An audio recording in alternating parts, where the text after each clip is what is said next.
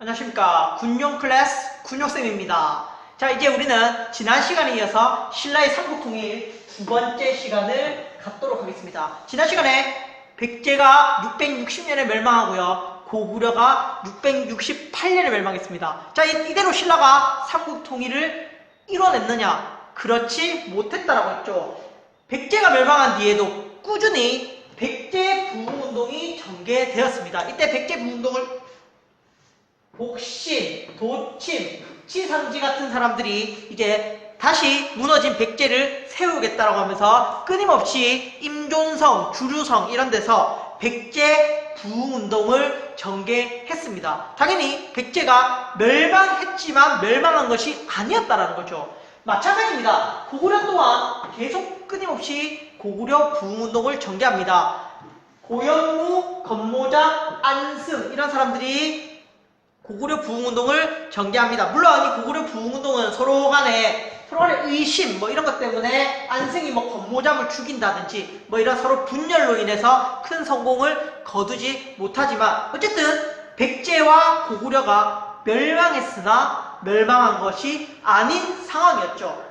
자, 여기로 끝났으면 어쩌면 신라가 삼국을 통일했다라고 우리가 말을 할 수도 있었을 겁니다. 하지만 가장 중요한 것은 당의 태도였습니다. 당은 신라와 이제 동맹관계가 아니라 공세관계로 이제 서로 신라도 공격을 받아야 된다는 국가로 이렇게 태도를 변화시켜버립니다. 그러니까 일단은 당나라가 원래는 대동강 이남은 신라에게 주기로 했죠. 대동강 이남을 신라에게 주기로 했는데 싹 입을 닦아버립니다. 내가 언제 주기로 했어? 아니야 라고 하면서 웅진 도독부를 어디에? 백제의 옛땅에 웅진 도독부를 세우고요. 그리고 고구려의 옛땅에 안동 도호부를 세우고요. 고구려의 옛땅에 안동 도호부를 세우고요. 마지막 신라까지 넘어가서 신라 땅에는 바로 계림 도독부를 세워서요. 바로 이제 삼국을 자기 소나기에 넣고자 합니다. 아시겠죠? 도호부랑 도독부는 뭐냐면은 당나라가 지방을 다스리기 위해서 설치한 지방행정구역이라고 생각하면 됩니다. 도독부, 도호부는 지방행정구역입니다. 당나라가 지방을 통치하기 위해서 장군을 보내고 이래가지고 통치하기 위해서 만든 지방행정구역입니다. 도독부보다 상위 개념이 도호부입니다. 아시겠죠? 도독부보다 도호부가 상위 개념입니다. 그래서 당나라 입장에서는 당연히 고구려가 더 큰 나라였기 때문에 고구려의 도호부를 설치하고, 그리고 고구려보다 작은 나라였던 백제와 신라의 도독부를 설치했고요.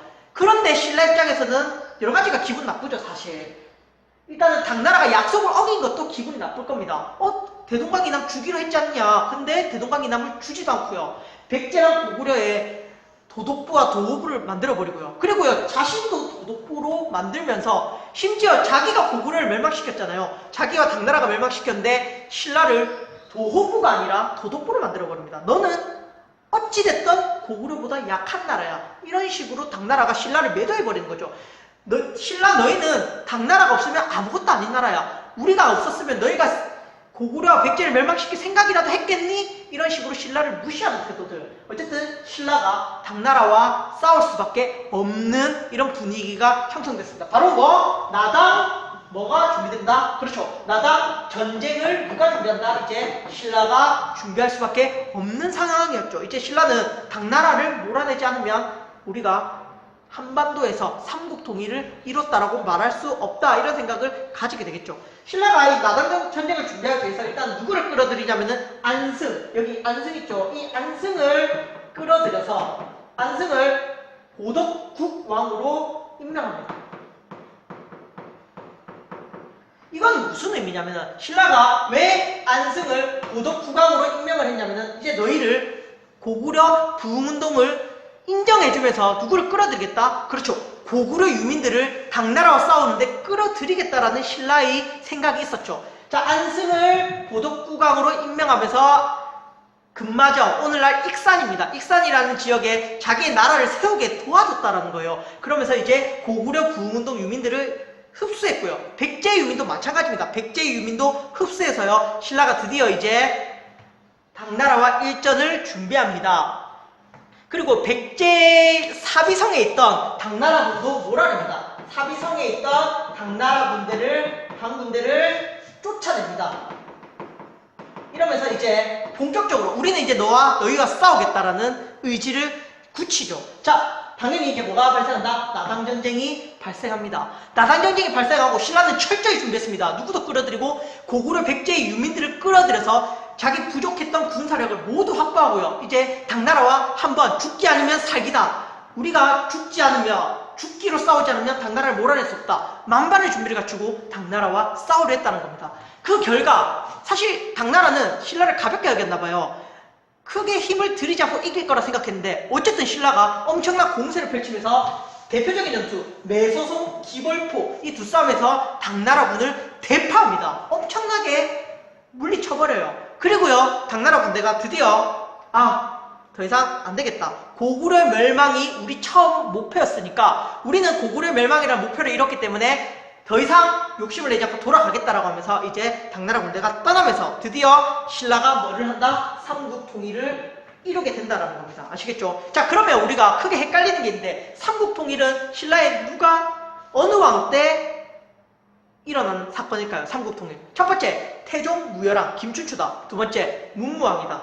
그렇죠. 삼국 통일은 이미 김춘추가 죽고 난 뒤 김춘추의 아들이었던 문무왕이 결국은 이룩합니다. 아시겠죠?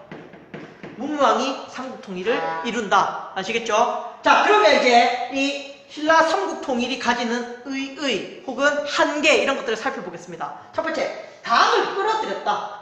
일단 이게 약간 어찌 보면 끝까지 한계로 자리 잡을 수밖에 없습니다. 결국 신라 혼자만의 힘으로는 고구려와 백제를 물리치기는 어려웠겠죠. 어쨌든 신라가 그래서 외교적인 수완을 발휘해서 당나라를 끌어들였고 신라가 삼국 통일을 하는 데는 당나라의 영향력을 무시할 수 없었습니다. 자, 그 결과 고구려의 옛땅이었던 대동강 이북은 신라가 당나라에게 빼앗기게 됩니다. 맞죠? 신라가 당나라에게 약속을 했기 때문에 고구려의 옛땅은 모두 이제 중국으로 넘어가게 되는 그런 문제가 발생하죠. 어쨌든 신라는 이제 대동강 이남만 다스리겠다 이렇게 약속을 했으니까요.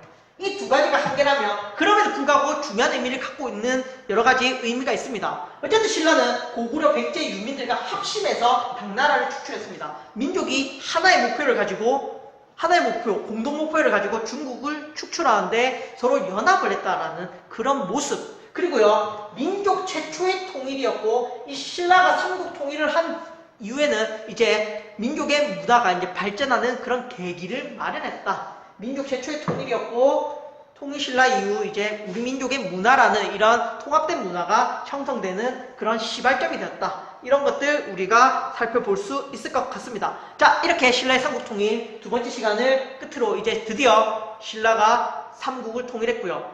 고구려 백제 신라가 사라지고 통일신라가 등장하게 됩니다. 자, 오늘 여기까지 하겠습니다. 감사합니다.